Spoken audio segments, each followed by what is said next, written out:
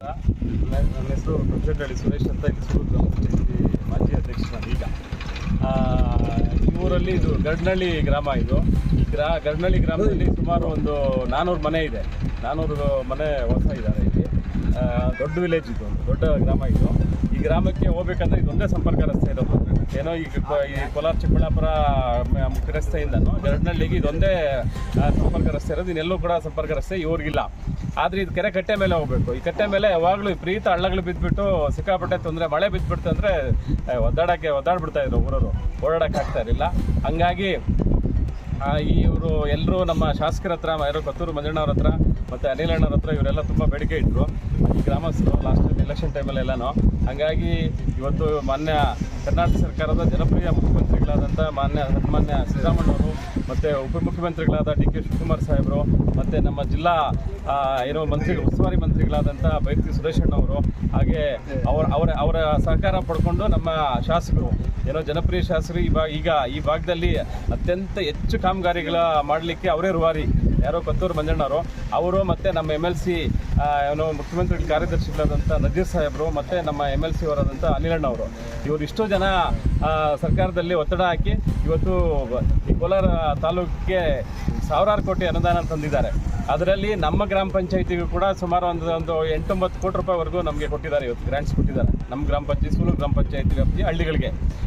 ಅದರಲ್ಲಿ ಬಹುಮುಖ್ಯವಾಗಿ ಈ ರಸ್ತೆ, ಇವಾಗ ಇದು 1,40,00,000 ರೂಪಾಯಿ ಕಾಮಗಾರಿ. ಇದು ಈ ಕಟ್ಟೆ ಮೇಲೆ ಸಿಮೆಂಟ್ ರಸ್ತೆನೇ ಹಾಕಬೇಕು ಅನ್ನೋಂಥ ಉದ್ದೇಶ ಇವರು ಗ್ರಾಮಸ್ಥರದ್ದು ಬೇಡಿಕೆ ಇತ್ತು.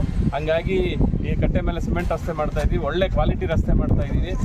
ಇವತ್ತು ಏನು ವೆಟ್ ಮಿಕ್ಸ್ ಹಾಕಿ ಎಲ್ಲ ರೋಲ್ ಮಾಡ್ತಾಯಿದ್ದೀವಿ. ಈಗ ಇನ್ನೊಂದು 4-5 ದಿವಸ ಆದಮೇಲೆ ಇದ್ರ ಮೇಲೆ ಕಂಬಿ ಕಟ್ಟಿ ಒಳ್ಳೆ ವೈಟ್ ಟ್ಯಾಪಿಂಗ್ ರಸ್ತೆ ಥರ ಬರ್ತದೆ.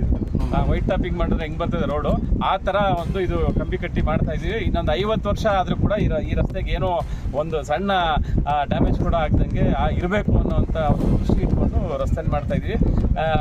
ಹಾಗಾಗಿ ಇದಕ್ಕೆಲ್ಲ ಸಹಕಾರ ಮಾಡಿದಂಥ ಮತ್ತು ನಮ್ಮ ಈ ಗ್ರಾಮ ಪಂಚಾಯತಿ ವ್ಯಾಪ್ತಿನಲ್ಲಿ ಸುಮಾರು ಎಲ್ಲ ಹಳ್ಳಿಗೂ ಕೂಡ ಈಗ ಒಂದೊಂದು ಐಮಾಸ್ ಲೈಟ್ ಹಾಕ್ಕೊಟ್ಟಿದ್ದಾರೆ ನಮ್ಮ MLA ಅವರು. ಪ್ರತಿ ಹಳ್ಳಿಗೂ ಮುಂಚೆನೂ ಒಂದೊಂದು ಇತ್ತು, ಈಗ ಇನ್ನೂ ಒಂದೊಂದು ಹಾಕ್ಕೊಟ್ಟಿದ್ದಾರೆ. ಈಗೆಲ್ಲ ಬೆಡ್ಗಳು ಹಾಕಿದೆ. ಎಲ್ಲ ಊರಲ್ಲೂ ಫುಟಿಂಗ್ಸ್ ಹಾಕಿದ್ದೀವಿ, ಬೆಡ್ ಹಾಕಿದ್ದೀವಿ. ಒಂದು 2-3 ದಿವಸದಲ್ಲಿ ಇನ್ಸ್ಟಾಲ್ ಆಗ್ತದೆ. ಎಲ್ಲ ಊರಲ್ಲೂ ಐಮಾಸ್ ಲೈಟ್ಗಳು ಒಂದೊಂದು ಹಾಕ್ಕೊಟ್ಟಿದ್ದಾರೆ ನಮ್ಮ ಗ್ರಾಮ ಪಂಚಾಯತಿ ವ್ಯಾಪ್ತಿನಲ್ಲಿ ಎಲ್ಲ ಊರಿಗೂ. ಹಂಗಾಗಿ ನಾನು ಈ ಗ್ರಾಮಸ್ಥರ ಪರವಾಗಿ ಮತ್ತು ಈ ಗ್ರಾಮ ಪಂಚಾಯತಿ ವ್ಯಾಪ್ತಿಯ ಎಲ್ಲ ಸಾರ್ವಜನಿಕರ ಪರವಾಗಿ ನಾನು ಇವರಿಗೆ ಅನಂತ ಧನ್ಯವಾದಗಳನ್ನ ನಮ್ಮ ನಾಯಕರುಗಳು ಸಲ್ಲಿಸ್ತೀನಿ. ಈಗ ಜೊತೆಗೆ ನಮ್ಮದು ತಲಗುಂದದಿಂದ ಚಲ್ಲಹಳ್ಳಿವರೆಗೂ, ನುಗ್ಲಾಪುರ ವೆಂಶೆಟ್ಟಹಳ್ಳಿವರೆಗೂ ಒಂದು ಟಾರ್ ರಸ್ತೆ ಕೂಡ ಆಗಿದೆ. ಅದು ಈಗ 1 ಲೈನ್ ಇವಾಗ ಟಾರ್ ಮಾಡಿದ್ದಾರೆ. ಇದಕ್ಕೆಲ್ಲ ನಮಗೆ ಇವಾಗ ವರ್ಗಗಳ ಕಾಮಗಾರಿಗಳು ಪಟ್ಟಿ ಮಾಡೋವಾಗ ಮುಖ್ಯವಾಗಿ ನಮಗೆಲ್ಲ ಬೆನ್ನೆಲುಬಾಗಿ ಇವಾಗ ನಮ್ಮ ಬ್ಲಾಕ್ ಕಾಂಗ್ರೆಸ್ ಅಧ್ಯಕ್ಷರು ಮುರಳಿಯವರು, ಇವರು ಈಗ ಎಲ್ಲ ಯಾವ್ಯಾವ ವರ್ಕ್ ಲಿಸ್ಟ್ ಮಾಡಬೇಕು, ಇನ್ನೊಂದು ಮತ್ತೊಂದು ಮಾಡೋವಾಗ ಜವಾಬ್ದಾರಿ ಜಾಸ್ತಿ ಅವ್ರಿಗೆ MLA ಅವ್ರು ಕೊಡ್ತಾರೆ. ಹಂಗಾಗಿ ಅವರು ಕೂಡ ನಮ್ಮ ಹೋಬಳಿಯವರೇ ಆಗಿರೋದ್ರಿಂದ, ಒಕ್ಕಲಿಗ ಹೋಬಳಿಯವರೇ ಆಗಿರೋದ್ರಿಂದ ಅವರು ನಮ್ಮ ಭಾಗಕ್ಕೆ ಹೆಚ್ಚಿಗೆ ಒತ್ತು ಕೊಡ್ತಾ ಇದ್ದಾರೆ. ಅವ್ರಿಗೂ ಕೂಡ ನಾನು ಎಲ್ಲರ ಪರವಾಗಿ, ನಮ್ಮ ಸೂಲೂರು ಗ್ರಾಮ ಪಂಚಾಯತಿ ಎಲ್ಲ ಸಾರ್ವಜನಿಕರ ಪರವಾಗಿ ಅವ್ರಿಗೂ ಕೂಡ ನಾನು ಅನಂತ ಧನ್ಯವಾದಗಳನ್ನ ಸಲ್ಲಿಸ್ತಾ ಇದ್ದೀನಿ.